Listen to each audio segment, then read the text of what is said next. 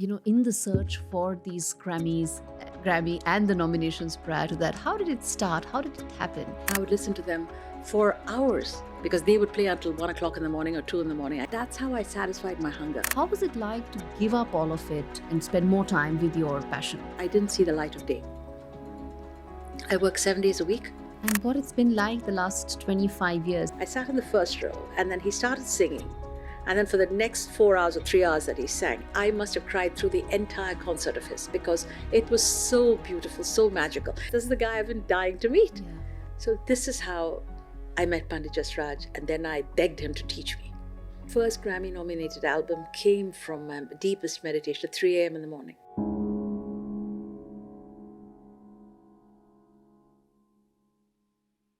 It's not every day that you meet a woman achiever in all aspects, from investment banking to philanthropy to music to discovering her passions along the way. I'm now today joined by Chandrika Tandon in a very interesting episode of SpotOn. Thank you so much, Chandrika ji, for speaking to me. Gaurie, I'm so excited to be here. Likewise. Thank you for having me. And while I was, going through your bio, the one thing I realized, ma'am, was that what a fascinating journey it's been, right? You've covered ticking all the boxes, what it's been like from starting from investment banking to discovering your passion pretty late in your life. How has been the journey like? Well, I think it's been, particularly in the last 25 years, it's been a very exciting, intentional journey. I can truly say that I wake up every day doing exactly what I want to be doing, which is something that most people cannot say of their lives. So I choose what I want to do, and I'm very happy doing it. So I think that's been the greatest change in my life for the first half versus the second half, because I think most of us, and me included, we sort of start out a certain way, then we go in a particular direction. We keep, we go to school, we go to college, and then I happen to be in the business world and all of that. And then I decided to change my whole course, because then to bring in happiness is a key factor of how I wanted to live. You're making me ask you that investment bankers are not a happy lot, right? Because you were again a very high achiever there as well, weren't you? And different strokes for different folks. Some people are quite happy doing certain things. For me, I sang before I could speak. I was basically, I did so many little chores when I was a young girl. And I don't remember what chore I was doing, Gaurie, but I can tell you what song I was singing. I would keep singing. I hear the hum of an air conditioner. Even now, if I hear the air conditioner, in some part of my mind is unconsciously on a note there. It's the way I've been since I was born almost, I think, from the time I remember. I can remember so many songs from my childhood. So it's always been part of me. And when I have had hours of singing, I'm like a radiant being. I just feel so happy. I don't care what's happening in the world. So for me, bringing that part into my life was very important. I was doing that more incidentally when I was in the business world, because, I had a very high-powered existence. And the problem is, you start out very early in the morning, you start out with breakfast, you have meetings, you work, you've got dinners, and then by the time you're done, it's 10 o'clock at night. And so, for example, when I was working in Brazil, for example, we would finish our meetings, very late at night, at 10:30, like that. But then I would still crave music. And I learned Portuguese, and I would actually ask my clients where, if one of the great Brazilian singers was singing nearby, and they fortunately would start at 11 o'clock at night. So at 10:30, dead tired after a long day of work, I would actually go to by myself, which takes a lot of intrepid feelings, And I would go in São Paulo to a piano bar. Satiate that hunger for music. And just listen to Caetano Veloso or Sopa Contraria, one of these Brazilian groups that are fairly not well known. And I would listen to them for hours, because they would play until 1 o'clock in the morning or 2 in the morning. I couldn't stay until 5 or whatever they played, because I had to go back to work the next day. But that's how I satisfied my hunger. At some point, I wanted more. And I said, I've accomplished a lot, and I wanted to make my life more complete and incorporate it in a more intentional way. And that's really what my journey has been. You were the youngest Indian-American partner in McKinsey. Right. You were working very hard to probably, become even bigger in terms of that field, investment banking in the world of finance. How was it like to give up all of it, most of it at least, when sort of changed course to take up and spend more time with your passion? You know, in my 20s and in my 30s, the best way I'd characterize that whole phase is that I didn't see the light of day. I worked 7 days a week. I worked like, in fact, it was my 20s, 30s, and probably a little bit into my 40s. I worked so hard. I didn't get to where I got there because somebody handed me anything. I came to America with $24 in my pocket.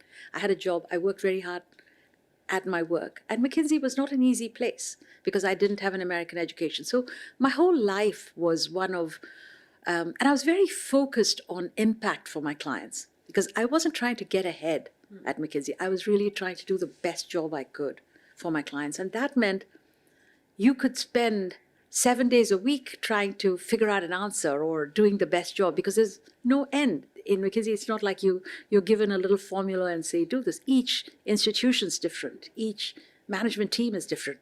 And you're an advisor at a very young age, and you're a very highly paid advisor. Not me personally, but the firm. So you have to really give it all your best, your entire self. And that's what happened. My entire self was focused on my work. So for me, the transition was, it wasn't that I left the business side completely, but the transition was that I decided to make this much more multidimensional. Until then, it was a unidimensional life. And it was a very intentional multidimensional life. So I decided I wasn't going to travel as much. And because it wasn't just McKinsey, I formed my own company. Yes. And I've got to tell you, when I formed my own company, one of the deals I did was in Australia, in Brisbane. And if you know the schedule, I had a young child. And if you know the schedule of getting from New York to Brisbane, they wanted me to live there. I couldn't move there because my family was still in New York. Every 10 days, I would fly to Brisbane for 32 hours. That's how long it took. I would have to fly to San Francisco. There was a time, and then you had to fly to Sydney, and then from Sydney to Brisbane. Every 10 days. And for the first time, I had video conferencing facilities in my home. So in the night, I would be setting up play dates for my daughter. And then come back here to New York for 10 days. So that's a kind of life. Grilling schedule. Grilling schedule. But I guess, at some level, it's also because you're a parent. You want to give that time to your child as well. And it's very important. That's a great point that you're making, Gaurie, because it's, as a woman, you really try to be everything. And you really try to be the best at your work. You want to be the best mother you can. You want to be the best wife you can. You want to be the best, friend you can. Whatever roles you have created, you've been sort of put in to, and you have many roles because I wasn't a single woman for the rest of my life. I had a family, a home, and we had lots of visitors. Because we live in New York City, so everybody who came, whether it's from India or around the world, would come and crash at our place. So I had an open hotel almost at my apartment in the city. I still do, but I think this is so my life was very, very big. If you were to give a message to working mothers, who are trying to balance it out the way you did, never easy. There's never a template. No one knows what's the right way. What would that message be to young working mothers? I'd have two messages. The first message is that you can't be everything to everyone all the time. You can be everything to people at some times, or you can be some things to everyone at other times. But you can't be everything to everyone at all times. And just give that up as a goal, because what happens is that goal becomes elusive and you're always chasing that goal. And the second, and I guess I have two or three things, which is something I think about a lot, having gone through this journey myself. The second thing I'd say is that we all, as human beings, and I think particularly as women, because we are very tormented about wanting to be the best we can, because we have a great well of compassion in us for everyone else. So we're always trying to get somewhere. And I don't know whether this happens with you, but for me, the big narrative that would go through my head is, I'm not good enough. I haven't done enough. I'm a perfectionist. I need to do more. I would be spending all Saturdays at the office trying to do that much more. The last 20%. I could have stopped at 80, but I want to do that much more. And so we're always trying to get somewhere, trying to not be good enough. You want to get better. And I think I used to wear this I'm a perfectionist, this badge of being a perfectionist with great pride. My whole thinking changed where I said, I am not a perfectionist anymore. I am perfection the way I am showing up for anything. I'm my best self. I'm here. So my mental framework completely changed. And that's freed me up from any angst you feel inside about, you know, what did you think of me? How did I sing? Did I do well? You're not evaluating yourself and thinking of other people evaluating you, and you've got all this drama and dynamics This going on. external validation that really. That too. But it's your own internal, you're your worst critic very often. Yeah. And so all of that noise, it doesn't go away overnight. But my journey has been that noise is now non-existent. Even as I sit here today, I'm just happy to be here. Indeed. It doesn't matter what, you're not Anybody doing it else is for thinking. anyone else. You're doing it because you want to share something and you're doing the best you can.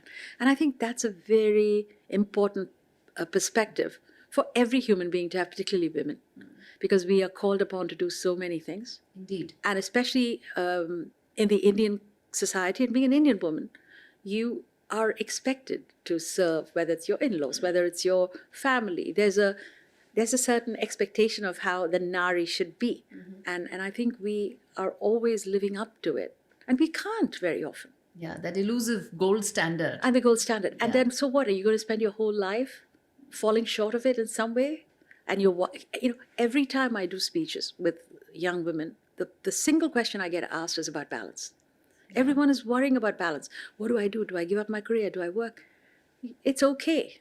And whatever choices, Maslow's hierarchy, as long as you can kind of put food on your table, take a trajectory view. It's one of the most important pieces of advice one of my senior partners gave me. He said, don't get so obsessed about what's going to happen in the next year or 2 years. Take a long-term view. Yeah. Take a long-term view. Indeed, that should be the big message. And it's an important message because if you can really focus on, there's so many things that I've learned in my journey, but if you can just focus on just living a complete, happy, multidimensional life, because all of us have so many dimensions to ourselves. I think that's the most important part, right? Right. And you don't want to be unidimensional in your And approach as to business life. people, as a businesswoman, I was very unidimensional because that's all. You're going from a client meeting to another client meeting, and that's all I cared about. And the night I'd take my work home and my mind, it was my family and all that, but it was all about work. Was it a tough decision to make the world of finance is also high adrenaline, right? At some level. Was it a tough decision to make to, cut back on that and spend more time with your passion, with your music? It wasn't a decision. It was an imperative. I didn't have a choice because what happened to me is, in fact, it was almost, I want to say, the universe looks out for you, the divine looks out for you, is the best way I can characterize it. My journey to the transition really started in a very bizarre way because I was coming back on a flight from Europe. I was the only passenger in first class in that flight. And I was about to sign a deal. I just spent the whole amount of time with the management team, with the board. They were about to sign us for a very, very big deal in Europe. That would have meant my spending the next 10 months or so in Europe, back and forth, like I did in Australia. My company was doing this, not in McKinsey. On the flight back, I was reading Autobiography of a Yogi. And within the first half an hour of that flight, I was the only passenger, and I started crying. And I don't cry, if I'm a tough person, I'm a tough cookie. So I cried. I read this book and I cried, and I cried the whole 7-hour flight through the entire. And the board is waiting for me. This is before the days of cell phones. This was in 1999. They were waiting for me to get back to them because I just said to them, give me a weekend to go figure this out. Let me just sort this out. Then we were going to sign this and do a press release on Monday or Tuesday. That was the plan. Came back to New York. I couldn't do any work. I was so tormented. I call it my crisis of spirit. And so this was not a choice for me. And at that moment in time, it was almost like, what would happen if, I'm going to make a lot of money. My whole reputation is going up one more level. I knew I could do the work. This is something I was well known for. But at that moment in time, it wasn't enough. It wasn't how I said, what happens if I die tomorrow? What are they going to say? She did 50 deals and she made so much money for so many people, the market cap. Who cares? That was not relevant to me. My life wasn't better because of that. And I said, what happens if there is no reincarnation? I never come back. Is this how I should have spent this? It was such important questions. I'm so happy I got to ask Existential them. questions, actually. Existential. And I didn't know about existential anything. I didn't have a guru. It wasn't like I was consumed. I didn't even have time. I told you, I didn't see daylight. I didn't have time to think about these things. But suddenly it just exploded in me. So I read about the next few weeks, months, I read about 2,000 books, but the universe just sent me people. Did you sign that deal, by the way? I didn't. Oh, you didn't? Which completely, which cost me a lot. Yeah. Because the board was very unhappy with me. And I had to fly back to appease them. But, nobody's going to understand. I mean, we're in the top part of the business world. Nobody gives a damn about a crisis of spirit. It's like, okay, who are you and what are you talking about? Yes. We need you for our company. It was a big deal. So it cost me a lot business-wise. But at that moment in time, I was unstoppable. And 26 years later, that doesn't matter, right? It's not only... It's not that it doesn't matter. It was actually, I think of how barren my life would have been if that hadn't happened. Because so many dimensions have opened up. Because my simple decision at that point was that I was going to add some music in my life, because I just said, when am I so happy? And I said, I love singing. I'm just happy when I sing. That was it. I'm just so happy when I sing. I could sing for hours, just creating, composing, not for anyone. Is it easy to give up livelihood for a passion? It's not about... I'm not asking for you. I'm saying for a lot of people may have the same dilemma. Let's say you're an artist. But I think it's not about what you give up. As I tell everybody, don't give up anything. As long as you know where you're going towards. Once you're clear about what you're going towards, then there's no giving up, because you're so excited about where you're going towards. So for me, I wasn't giving up anything. I was going towards adding music in my life, and I was going to keep, my business brain didn't go away. My experience, I was a very senior person in the business world. Absolutely. It wasn't going to go away. It's just reprioritized. I rebalanced. Rebalanced. Yeah. That's you're exactly right. I rebalanced it. So every day had music. I built in my family. I spent much more time with my daughter. And I said I wasn't going to do international travel. I wasn't going to do this crazy, go to Europe every week, flying back every week, which is what I would have done. To Australia for 32 hours. Every 10 days to Australia. I did Brazil. Brazil, my schedule was even worse. I would fly every Sunday night. At 11 o'clock, there was a flight from New York to Brazil, to Sao Paulo. And Wednesday night, I would take a midnight flight from Sao Paulo and fly back to New York. And then Friday, I'd go to my client in Boston. That's how crazy my life was. I was traveling all the time. And I said, I'm not going to do that. You really weren't seeing daylight, were you? I wasn't seeing daylight. And I saw so many time zones that it was just, and by the way, I didn't think about my health. I didn't think about anything. And then I'd come home on the weekends from Friday, Saturday, Sunday, and I'd try to be a good mother. Yeah. But there's only so much. There's only so much of you. One woman can and do. You try, and then you fail at everything you feel. And then that's exactly what the dynamic is. And I think, of course, mine's an extreme example. I was at, not everybody has that same Grueling detail. schedule. But you're also a high achiever. That's the fact. And we all are dealt certain, but a lot of people are high achievers without the travel and all of that. But irrespective, I know, because I've worked with probably so many, 70, 80 CEOs in my time. And they're very good friends of mine, because I'm an advisor to many across big companies around the world. And many of them, as we have now shared stories and worked together for many, many years, and I've helped them change their lives, I think unidimensionality is a very key characteristic of many of the business executives in our... It's changing a lot now, but I would say, particularly earlier on, none of us, we didn't, this was our way to quote unquote success. And then we forget what is success. Was it uncool to probably look at other No, dimensions? nobody Or can. I'm I'm going to talking tell about you. the other business executives I and the know. So I'm CEOs. going to tell you a story. I started in 1999 or 2000. When I started to look at this whole journey of mine to be a fuller person, you know, I started to sign every email. I came up with this phrase: love, light, laughter.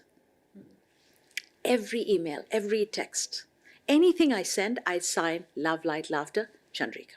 This is. So I decided, first I had a thought, I said, do I send it even to the business people like that? Because nobody, especially in 2000, no one was talking about love or light or Or laughter. laughter, yeah. Insane, especially in the business I was in. I was in the mega restructurings, right? You know, there was the tough lawyers, the tough bankers. It was a whole different Tough ballgame. negotiations. Everything was, we were taking troubled companies. People were out there. Creditors were fighting for their money. It was a very, very tough time. No one had a Asset moment to reconstruction, spend. essentially. All of Yeah. that, and operational restructuring. So a lawyer, a top lawyer, one of the biggest takeover guys, I signed Love, Light, Laughter. And I said, no, I'm going to do this because it reminds me of how I want to be every single time. This is how I want my life to be. That's not where I was, by the way. Let's be clear. I was far away from that. That But was your every aspiration. time, that was my aspiration of success was not money. My aspiration wasn't to get anywhere. My aspiration was that I stayed, I mean, it makes me want to cry to think about it, but that I always stayed in love, in light, and in laughter, that I kept this element of joy, and that's what I felt. And my thought was that if I felt that way, I can radiate it. And here I am, this absolute type A, tough businesswoman. But it did two things, right? One is, if I was writing a tough email to someone, whether it's business or work or personal, I'm just going to say, God, how could you mess up this thing? I would write love, light, laughter, and I said, goodness, what a rude email to send. And I would completely rewrite the email. I would rewrite it and say, you probably were having a tough day, but this thing didn't go so well, perhaps we can change it. It just made me change the way, sometimes I Your couldn't outlook completely changed. do it. Yeah. But then this top takeover lawyer wrote to me and he said, Chandrika, what is wrong with you? What is this love, light, laughter, SHIT? I just said, what can I say? I'm going into the new age, So I just laughed it off. And I kept signing that way. About 6, 8 months later, this guy's like, he writes one-line emails, like he writes 6 words, get it done. That would be. He suddenly writes me a mail saying, warmth and hugs. And I just said, you must be kidding me. I picked up the phone, I called him up and said, he's an older guy, much older guy. So I called him up and said, you must be kidding me. Did you just say warmth and hugs? I said, the toughest takeover lawyer in the world is basically saying warmth and hugs. He says, you keep writing love, light, laughter. I felt I needed to get back.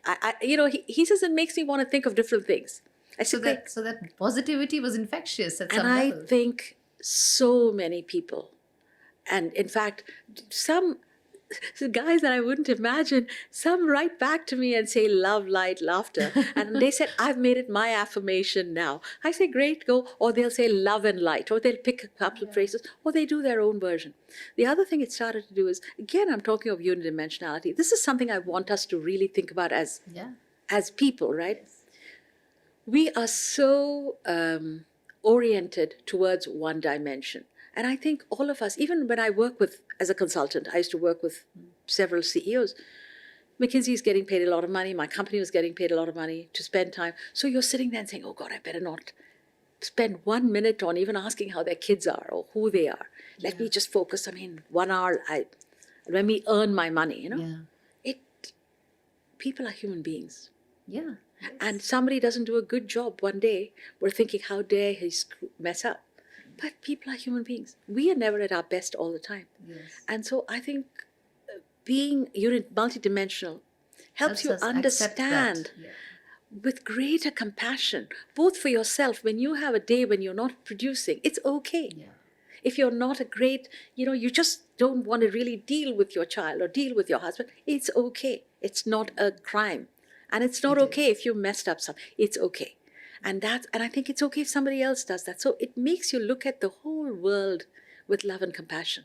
That's to me the love, light, laughter. So it It made changes you accepting of a lot of and much more human compassionate. flaws. Yeah. And then you begin to just see. So to me, that was the journey of. So it was never giving up.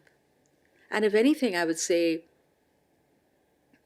the music helped me find myself, and that was my biggest journey. That's been my biggest journey in the And last what it's 25 been years. like the last 25 years, you've been nominated several times for the Grammys, but what it's been like the last 25 years, because, music is also a fairly competitive field. It's, of course, the search to find your identity is there. You want to do that. You want to probably isolate yourself from the noise. But at the end of the day, the arts as a field is also a very competitive space, isn't it? It really depends on what your objectives are. Remember, I didn't go into music to become an artist. I'd never imagined I'd make an album. It wasn't why I went into music. I went to music to sing. You know what I would do when I started singing? I became a music beggar. I truly would. I heard, for the very first time, I heard Pandit Jasraj sing. And I heard him, I was sitting in the first row because I was a patron of this arts organization. I didn't know who he was. I'd never heard Hindustani music. I'd been in Brazilian, Carnatic, all of that, but never much with Hindustani. I sat in the first row, and then he started singing. And then for the next 4 hours or 3 hours that he sang, I must have cried through the entire concert of his because it was so beautiful, so magical. And in my mind, I said to myself, I want to learn from him. And, like this, but of course, most of these people take students when you're They're 5 young and and they live with them and they travel with them and do all of this. But the universe has a way of working.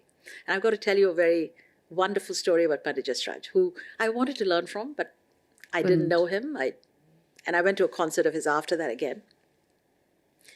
Somebody calls me up. This is a week or two after I'd had this incredible experience, and I'm telling God or the divine, I want to learn music this way. I want to experience music where this combination of bhakti and notes come together. This is what's going through my head. I'm praying. I don't know quite how I'm doing it.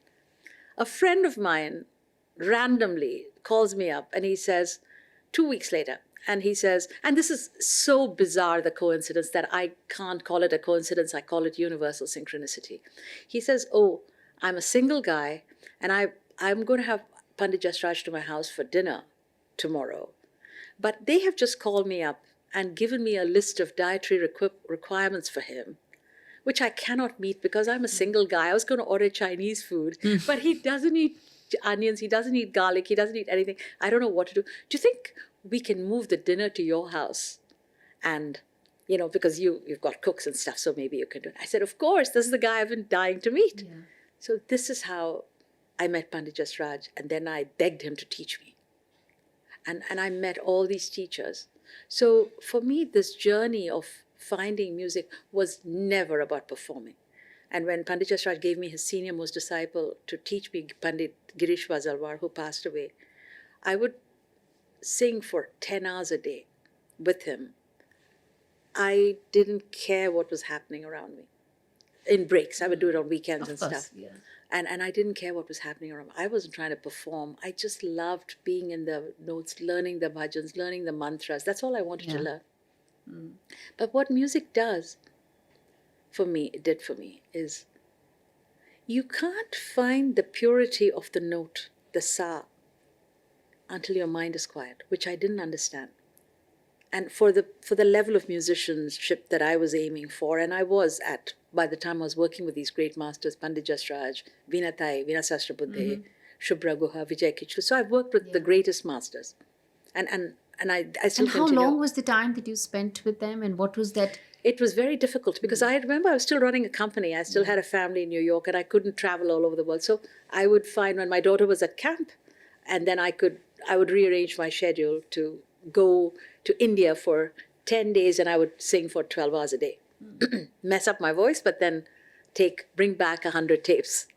And so that's how Veena Tai would come to New York for a concert, and I would beg her to stay with me over with you, and for several days, and then she would teach me. And then she's practicing, I would just be a fly on the wall. And I would go. What was your one key learning? I mean, besides, of course, musical learning, when you were with all these stalwarts, that one learning that transcends No, but everything else. I think for me, as I was going to say, is that the music helped me quiet my mind, because you can't really sing until you get out of the way. There's this beautiful Kabir doha, "Jab main tha, tab hari nahi. Ab hari hai, main nahi." And I think so. That basically says that.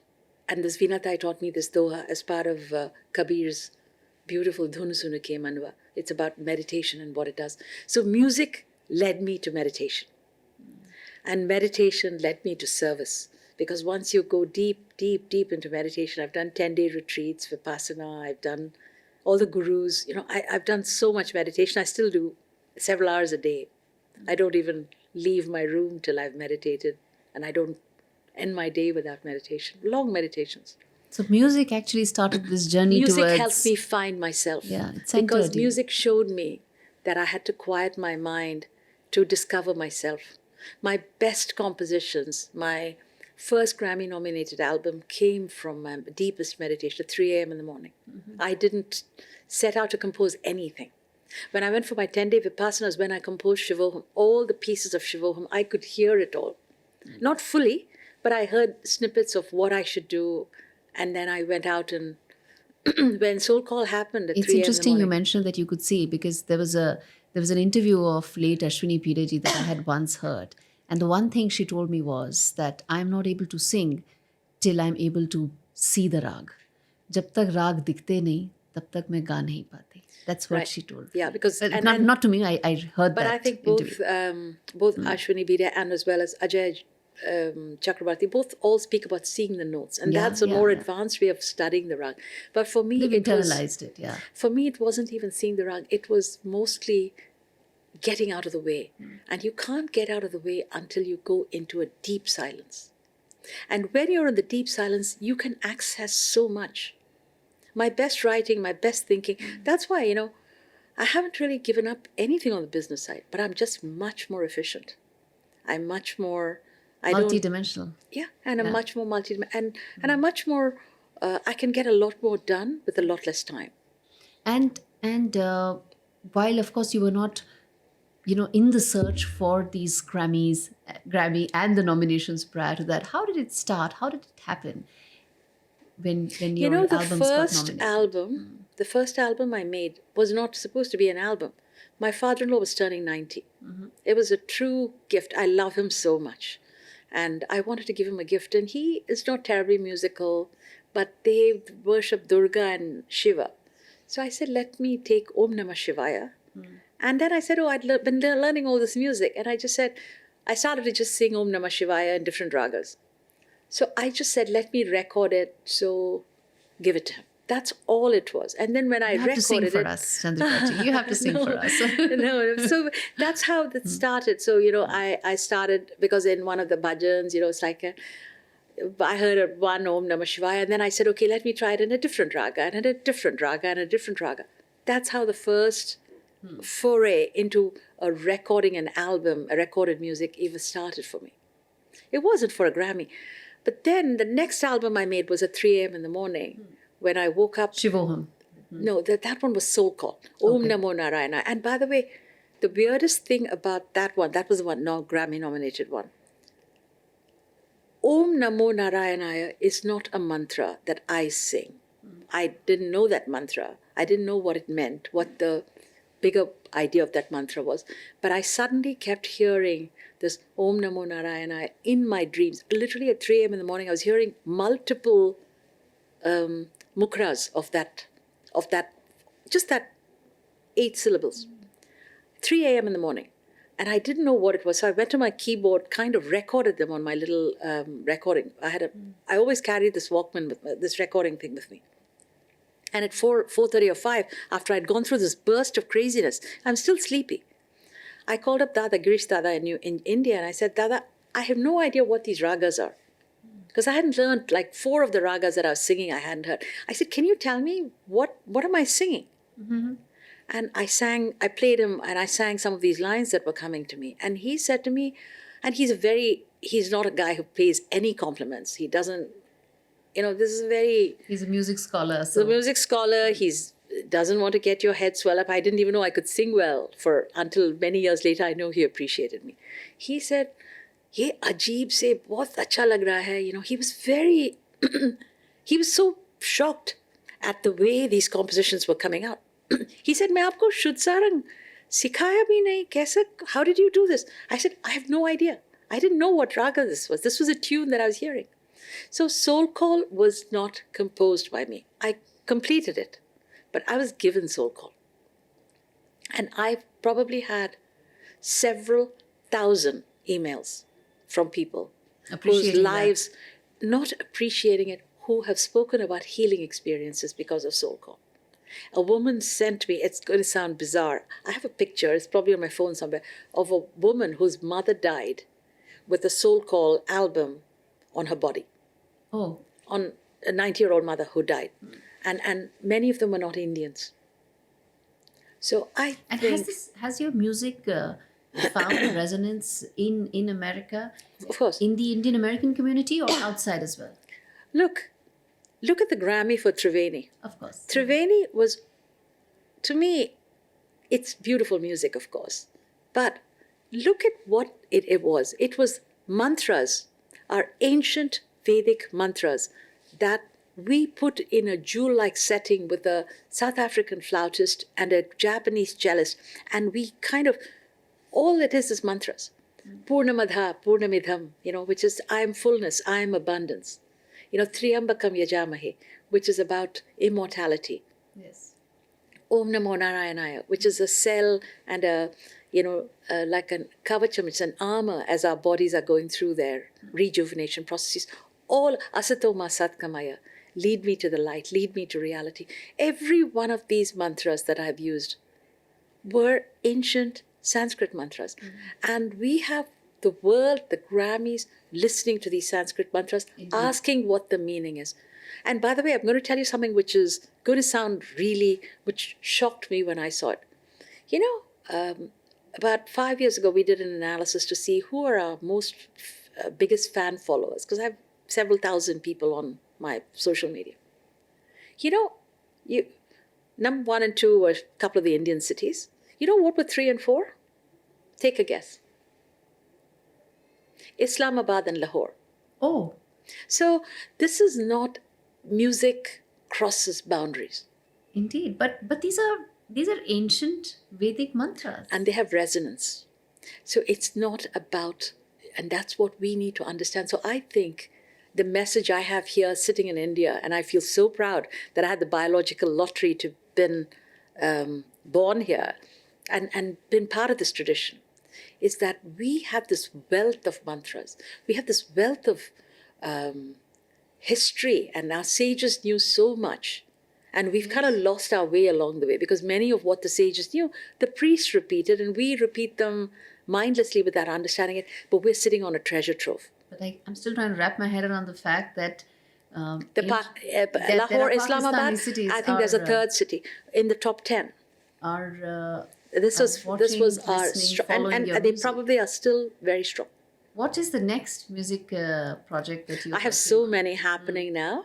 I have one which I've almost finished. Just as I've done Om Namo Narayana, this time I took the Maha Mantra, Hare Rama, Rama Rama, Hare Krishna, Hare Krishna. So I've done that in 8 ragas with a kirtan. It's spectacular. I love the ragas that came to me, from everything from Khamaj to Jokons. I try to do ragas that I haven't done before, so it's completely different. The freshness. I love the music. And my test is, do I love singing it?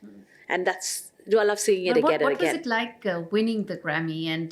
And of course, it was a validation of the work, the project, the kind of music that you are creating and its universal appeal. But what was it like? Well, it was wonderful. And I think what it has done is it's brought greater attention to the kind of music that we are doing. And in fact, it was beautiful during the Grammys. I had several sessions when we had hundreds of international singers mostly American, but all of them chanting with me, because we did these showcases. And that was so beautiful, because people, without boundaries, without people weren't worried about which part of the world they were from or where this mantras were from. They were just into the music, into the mantras. So that felt really good. I think that's what, to me, the Grammy meant. And understanding and embracing the community.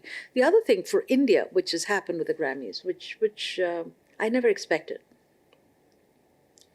we've had an outpouring of emails from young people talking about what chanting, they said, we didn't know what these chants meant.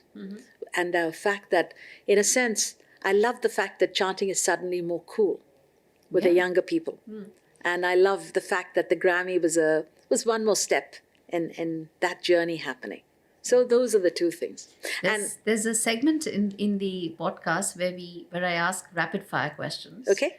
And quick questions, quick answers, which is first up, which is Bollywood or Hollywood? I'd have to say Hollywood, because I've lived in America for 47 years. Okay. Classical music or contemporary fusion? Both. Can't Can't pick one. The whole segment is about choosing. It's about choosing. I would have to say classical then. The purity of it. The purity, because then you can then go into contemporary, but with contemporary alone, you can't go easily into classical. This allows you to transcend. India or the world stage? Still India. Even after 47 years. My India, heart. Yes. My heart. Dil hai Hindustani. Of course. Philanthropy or performance? Philanthropy. And I don't think, please don't use the term philanthropy. It's a privilege to serve. I serve. I'm a servant learner. Solo projects or team collaborations? Collaborations. What has been your most treasured collaboration so far? Everything has been a collaboration. I've never done anything alone. City life or peaceful countryside? City life. For someone who's meditating every day, Yes. city life, okay? 100%, because with meditation, I can be anywhere. I'm always in my space. I can be in the most crowded space and have the best time. But I love the vibrancy. I live in New York City. Yeah. The city that never Wow, sleeps. yes. The city that never So sleeps. I am there and I love it, and I will never leave that place. Emotional lyrics or instrumental compositions? Emotional lyrics. By a long shot, I would say emotional lyrics that think about love, light, laughter, and go touch a higher power. Studio recordings or live performance? I would say studio recordings, because I can touch a lot more people than a live performance. But that works too. I love live performances. Lastly, leadership through action or words? Naturally, action. Of course. Naturally. Of course. This has been such a fascinating conversation, Chandrika ji, but we cannot end this without a short... Can we skip the singing? Because I'm literally, I don't even think my voice is working right now. That's okay. No problem. Because I've been coming off a bad cold.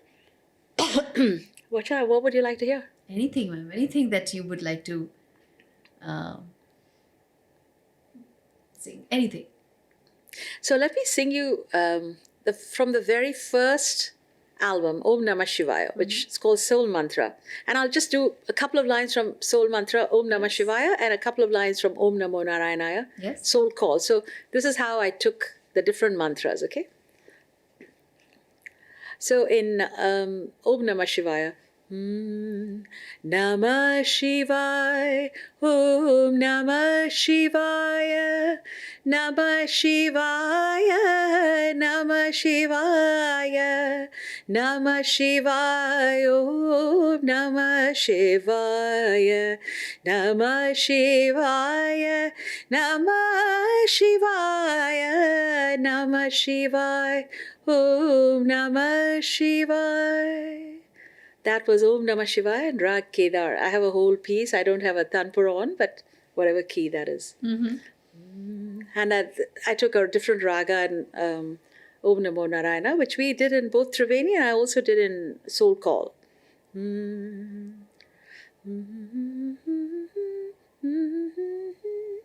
Namo, Namo Narayana, Namo Narayana, Namo Narayana, Namo Narayana, Narayana. Namo Narayana, Namo Narayana, Namo Narayana, Namo Narayana, Namo Narayana, Namo Narayana, Narayana, Namo Narayana. Thank you so And much. so it goes. Thank you so much. Thank you. I wish I could just go on clapping, but I'm sure the I audience could who's sing watching forever. this, I could sing forever. You know, I love to compose on the spot. It's just what I do. I love thinking of words and melodies. It's just, and it's not for anyone, it's for me. and it's coming out in your music. Thank you Thank so you. much for this conversation. Thank you so much for speaking. Thank to you, me at Gaurie. SpotOn. Appreciate the time. And thank you to the whole crew. You guys are fabulous. Thank you so much. Thank you.